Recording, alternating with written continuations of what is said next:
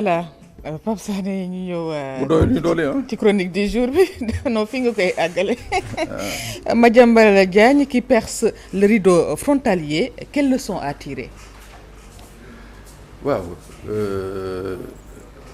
dafa am li nga xam ne moo fi xew la nuit du 24 du 23 au 24 bii passé. waaw. ñu ne Madiambal dem na aéroport téye nañ ko fa. mais après bizarrement bàyyi nañ ko ba génn na Sénégal. mu ngi France. xam nga Sénégal dugg fi walla génn fi du mu wóor a. Sénégal. non dugg fi walla génn fi. de manière clandestine du ngóor a. waaw. parce que dëkk yu ñu gën a avancé. waaw. ñoom seeni frontière sax. yenn saa yi nit bënn ko. waaw. massama ñun suñu dëkk yi nga xam ne. soo ko xoolee ñun ak Gambie bi nga xam ne foofu la Madiambal Diagne jaar. on a pratiquement plus de 1500 kilomètres de côte. 700 kilomètres de frontières terrestres. 800 et poussière kilomètres de frontières maritimes. frontière boobu ñaari frontières yëpp moo xam terrestre wala maritime. wax fa dëgg yàlla. nguur gi war na gën a góorgóorlu ba frontière bi gën a voilà gën a am sécurité quoi. am sécurité ça am su bare. parce que nag dafa am benn service bu ñu naan police de l'air et des frontières la direction de la police de l'air et des frontières bi nga xam ne ñu ngi ko créé en 2007. avant 2007 la surveillance des frontières. ak le contrôle de l'immigration ma nga xam ne bokk na ci les principales missions wu direction de la police de l'air et des frontières. ñu ngi ko jagle woon benn service bu ñu naan la direction de la sûreté de l'État. moom moo coiffé woon loolu yëpp. renseignements généraux immigration lépp service boobu moo ko créé ba 2007 il y a eu la réforme de 2007. ñu tas de service boobu créer la direction de la surveillance du territoire DST et à côté ñu créer la direction de la police de l'air et des frontières police de l'air et des frontières boobu. moom moo yore maanaam kaaraange frontières yi. mooy yore contrôle frontières yi. lutte contre l'immigration clandestine. ak yeneen pratiques assimilées yi nga xam ne. ci dugg ak génn. ci frontière sénégalais yi moom moo ko jëm. ci noonu mu am ay commissariats spéciaux yu bëri. nañ jël kaawu Gambie. frontière u Gambie ak Sénégal.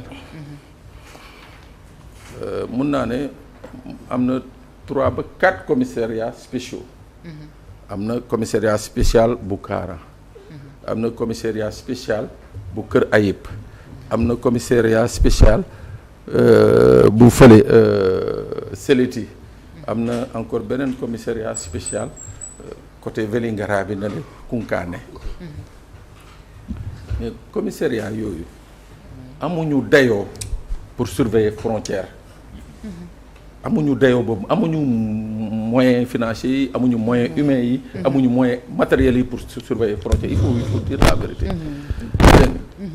léegi ci noonu lañ ne Madiambal Diagne jaar na noonu ba génn Sénégal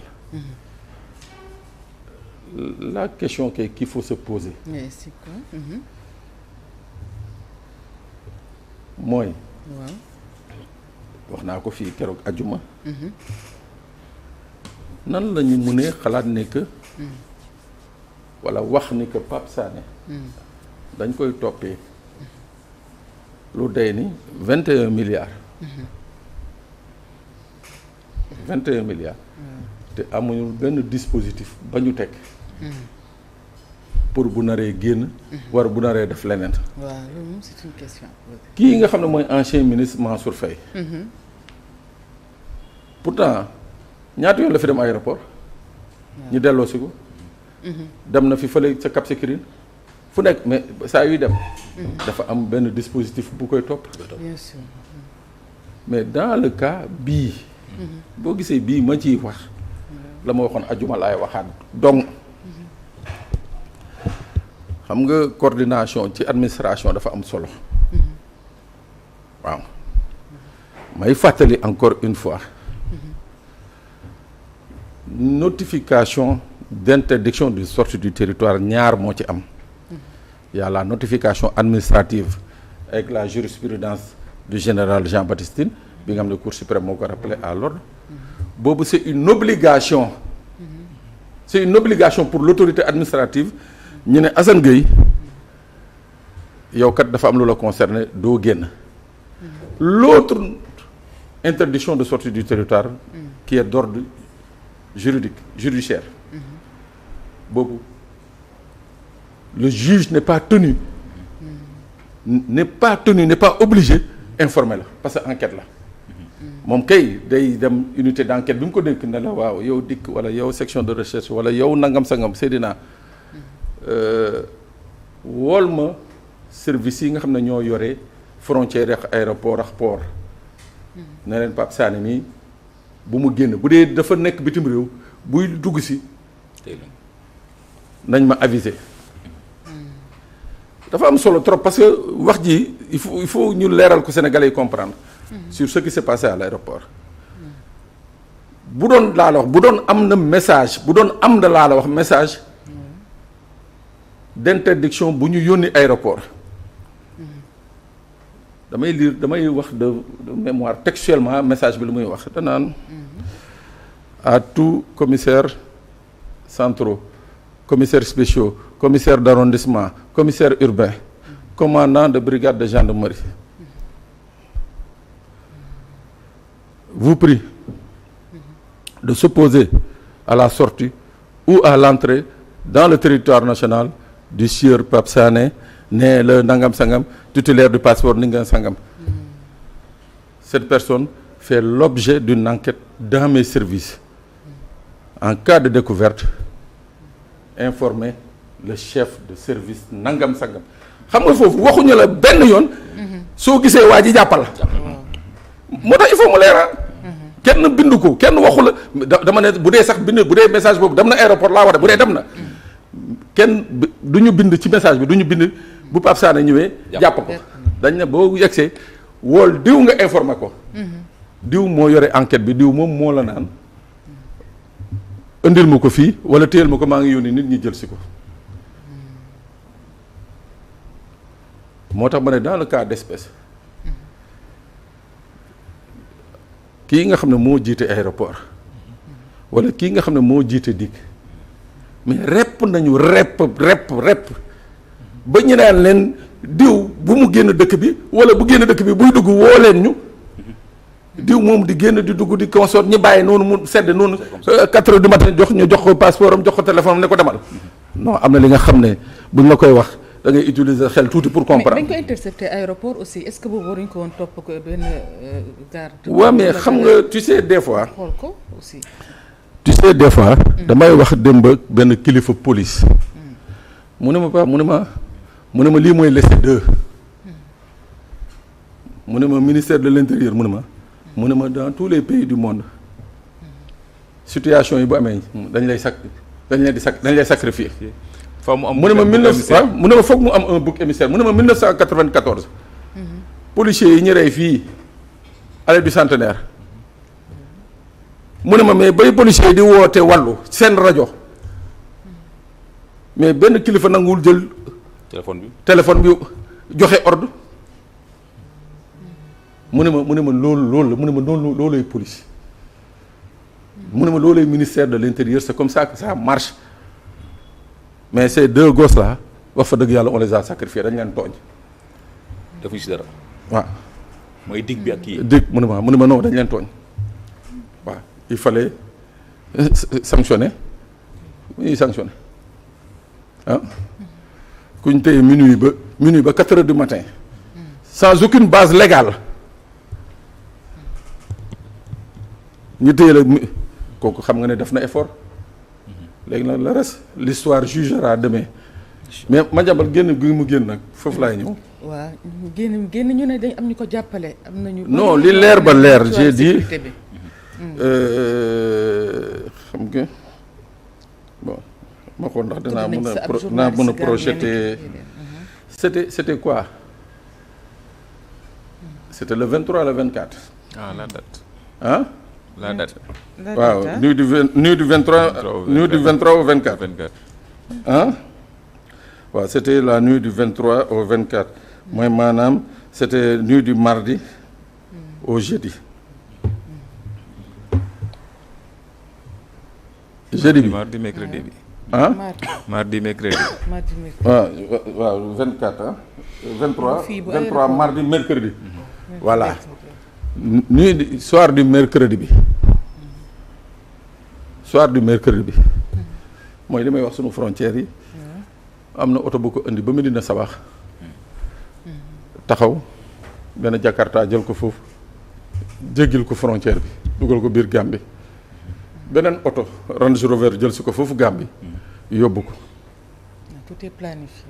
waaw maanaam y a des complicités ça il faut même pas bu amul toog di kërën kërën parce que en ce laps de temps là lu mu xarañ mënul am la possibilité de s'organiser de cette façon là. Ça, c'est vrai. maa ngi fàttali ni que 4h20 du matin nañ ko libéré de l'aéroport ci logique man mii tàmm yoon boobu soo fa naree jógee war a dem Karang wala Kër Ayib tu as 6 heures de route soo ko jëlee 4 heures 5 heures 6 heures 7 heures 8 heures 9 heures 10 heures nga dindi ci temps biñ ne jaar na ko Saly kon y a une planification qui a été faite par qui loolu il suffit que waa Saly que les services de l'État là superviser les caméras de surveillance yi nga xam ne mooy béréb bi ñu ne woon mu ngi fa woon Saly daañu xam ban oto moo ko jëlee foofu yóbbu ko muy benn ñaar les services de la douane qui sont dotés de moyens de gros moyens de surveillance je suis sûr et certain bu ñu laajoon le chef de poste de Karang de Kër Ayib moom nga xam ne il a un drone mobile sur son véhicule mun nañu xool à l'heure et à la date précise oto bii ko wàccee foofu ak heure bi mu jaar foofu donc pour dire que si on veut savoir on saura. Ok. Si on veut vraiment savoir on saura voilà génn na dem na il est parti. mais wax nañ ba jaaroon na ci benn hôtel foofu ci Gambie fanaan fa tout ça. bon là je sais pas mais en tout cas daal li leer ba leer mooy ki may wax nii li may wax nii. sur la base de quelqu'un voilà qui est fonctionnaire qui travaille dans la zone. D'accord. parce que man effectivement jour boobu woo na ma ba sonn. mais malheureusement xam nga rek dañ may ñoom Assane di reproché sa may woo téléphone ba sonn du ma jël voilà woo na ma ba sonn effectivement donc heure boobu la fa jaar ak naqaree jot téléphone. waaw heure boobu la fa jaar wàcc na ci benn oto bu ñuul type Prado Jakarta mu ngi ko doon xaar yóbbu na ko jéggi na frontière bi mu jéggee benn Range Rover moo ko jël si waaw ndax jaar na ci benn hôtel wala dafa dem directement aéroport je sais pas. mais waaw ci yenn développement ci yenn ci presse bi am na ñu wax loolu. ba tudd sax hôtel bi mu daroon Gambie Océan Hôtel. wax nañ ko Coco Ocean. waaw Coco Océan. waaw mu ngi voilà. beneen point bi wala jeex na. c'est que waaw beneen point bi ñu si waaw. mooy diggante Coco Ocean ak Yundum Airport. ak Gambie ni mu mel fan yi temps yi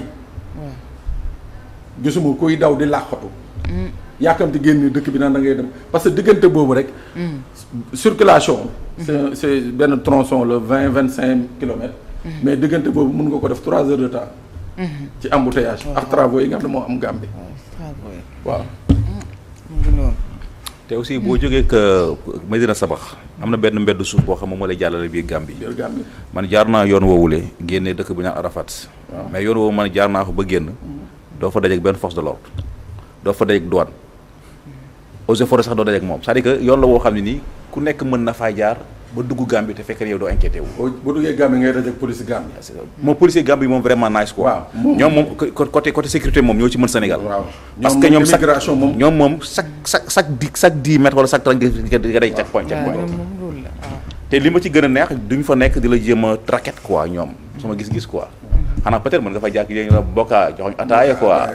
wala jox ñu ndéew. jox ñu léew bi jox ñu ataaya quoi loolu duñ ko fi dégg quoi. mais quant à comme ni ko Sénégal yi comme ñun suñu force de ñu koy defee. dañuy bàyyi essentiel bi. ñëw dajale ay camions ñëw ay dajale ay ni ko waxee sax. ni ko waxee sax ay car rapide di Ndiaga Ndiaye di récupérer ay papiers ci jamono ju jëlee. mais Madiambal Diagne mën na fay jàll dem yoonam. ah non c'est vrai c'est vrai moo tax ma maître Bamba Cissé am na sas bu am solo. suñu force loolu dafa jaarate dafa amal solo ñu formaté leen encore. ñu formaté leen wax muy formation de. dañuy war a formaté waat. bon bu ñu bëggee réew mi dox. dëgg. mais il faut ñu def d'abord les moyens. mais aussi nit ñi aussi. voilà il faut ñu formaté leen. ils ont fait de la politique d'immigration leur priorité. waaye Gambie dugg fa yombul de. ñoom c'est-à-dire ñoom poste bu gën a tuuti. nga xam ne vélo nga fay jaaree soo fay jaar da nga fa fekk benn policier immigration bu taxaw. donc côté boobu réussir nañu. kooku c'est une volonté politique. effectivement oui c'est ça. ñun nag bon on aime bien. non ñun moom arrêt de car rapide car ay 4x4 ay V8 ak V9 pour sunu ministre ak sunu directeur ak sunu colonel ak généraux yi. waaw. te àll bi takk der yi daanaka voilà. seen oto boo koy kii sax da ngay pousse pour mu tàkk. c'est un paradoxe dans ce pays. Effectivement. Il y a aussi prostitution, proxénétisme, racolage, vecteur d'insécurité.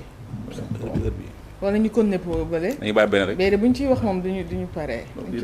dafa xaw a gudd de. bàyyi ko kon beneen yoon nañu continuer bi li ci des ci ay minutes bariwut 3 minutes mais ñu ñëwaat si rek mais déggoo ñu ne une affaire sans développement.